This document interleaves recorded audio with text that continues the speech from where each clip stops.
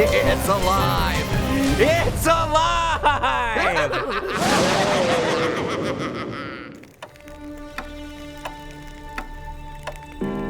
Creepypasta! Creepypasta! Creepypasta! Didn't work. Let me try. Creepypasta, creepypasta, creepypasta. Nothing! This book of spells is a hunk of junk! It's midnight, you guys! It's supposed to be working right now! If I may, I have a suggestion. That's him. That's his voice. Yes, you have to say my name correctly. It's Creepypasta, not Creepypasta. There's a space between the words. So, creepypasta? Again, there's a space. You have to say it like there's a space between the two words. Creepypasta! No, Creepypasta? not quite. Again, there's a space between creepy and pasta. It's like a pause. Creepy space pasta! You know what? I'm just gonna use the door like I usually do. Really? That worked?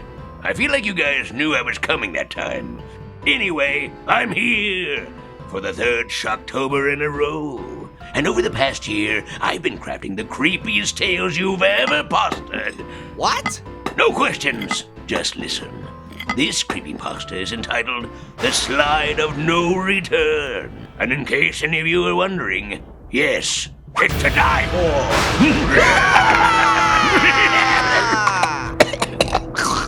Sorry about that. Anyway, Detective Michael McTinyapple had been retired for years after failing to discover where Sandpaper Jackson was buried in 1997. He hung up his shoes for good. Or so he thought. Because when children began mysteriously disappearing on the slide at the local park, the police knew there was only one person to call. The ex-detective, who was literally the size of a child. Okay, we get it! Michael McTinyapple arrived at the park and witnessed it for himself. A young child innocently started sliding at the top of the slide, disappeared into the enclosed tube section, and then never emerged. McTinyapple assumed there must be a clog. One child got stuck, then every other child got stuck too, right? Wrong. He looked up into the slide, and there was nothing. No children, no obstructions, no apparent danger at all. After much thought with his tiny, tiny little brain, McTinyapple decided there was only one thing to do. He would go down the slide himself.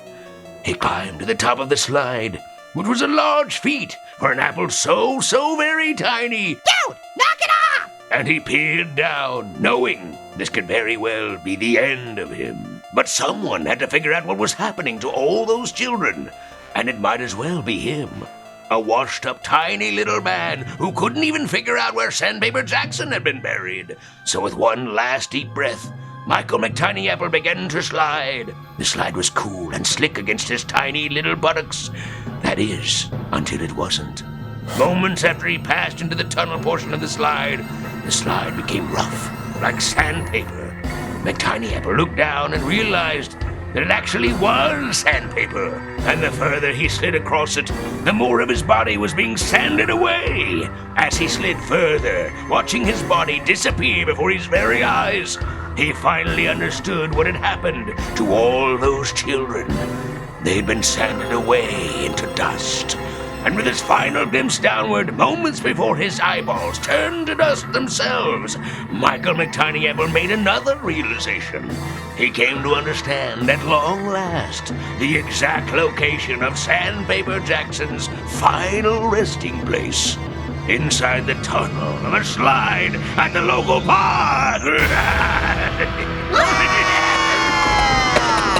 Everyone stand back! Scary twist endings always make Little Apple piddle himself, so... Hey, wait a second! Where is Little Apple? Oh, he's probably hiding around here somewhere. You know how tiny people are, am I right? All right, you are. I wasn't so sure about this guy before, but I'm officially on board. Oh, excellent. Then perhaps you'll be on board with my next creepypasta. I call it does a tree make a sound. Decades ago, Vincent Perry had murdered his wife and buried her in the yard beneath an oak tree. And he'd gotten away with it, too. Not a soul suspected that he, Vincent Perry, the most boring person in town, could have done such a dastardly deed. Why did he kill his wife, you may ask? Because her voice was incredibly annoying. Seriously, every time she would open her mouth, a noise would come out like... Not quite like that, no. Closer, but no. I mean, it's close, but it's not quite there. There it is! Now then, decades after his wife's tragic passing, Mr. Perry decided he wanted to build a new house. So he chopped down the oak tree in his yard. And much to his surprise, it made a remarkably familiar sound. No. No! Precisely. The noise ceased once the tree was felled, and Mr. Perry believed that he had heard the last of that wretched noise. But alas, he had not, because every time he did anything with that tree's wood, the noise would come again. When he built a house, the noise would come. When he built a chair, the noise would come. When he so much as picked his teeth with a splinter from the tree, the noise would come. Oh, you just do the noise. You know very well what noise I'm talking about. Thank you.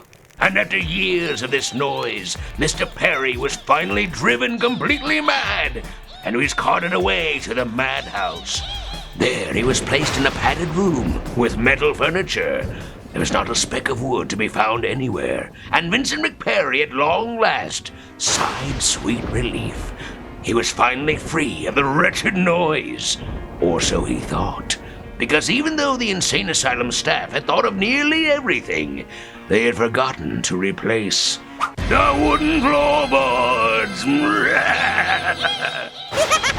That was great! I think my favorite part was when the wood went Hey, where is everyone? Oh, yeah, Pear. I believe Pear had to step outside and he had to call his mom or something. Aw, man! The service in here must be total crap! And Sis had to go to Pluto. I hear it's beautiful this time of year. What? Without me? She knows I've always wanted to go there! Yes, well, perhaps my final creepypasta will send you to another place. I call this tasty tale, Finish Your Food. Prisoner Orange McJumpsuit had been on death row for years, awaiting execution for the terrible, awful, unspeakable crimes he had committed. Ooh, what did he do? I said they were unspeakable, didn't I? Now, the date of his execution had finally arrived, and the guards informed him that it was time to choose his last meal. Once he had finished his food, he would be escorted to the electric chair. The prisoner asked what was on the menu, to which he was told anything. Anything he wanted to eat, he could have. So the prisoner thought and thought, and finally answered, Spaghetti! What? No. He selected a haunted burrito. That's not how the story goes. Sure it is! You said he could have anything he wanted, right? Well, yes, but... So he chose spaghetti! A big old plate of it! And he started slurping down a really, really long noodle! I'm talking long! It took forever for him to reach the end of that thing. So long, in fact, that all the guards died of old age before he was done. The prison closed, and everyone who remembered he had committed those unspeakable crimes were long gone too. So when the prisoner finally finished, there was nobody left to take him to the electric chair. So instead, he lived happily ever after and took kazoo lessons. Dude, enough of the kazooing! Whoa! You guys are back! Back! When did we leave? We've been here the entire time. Yeah, ever since midnight of October 31st, 1743! Whoa!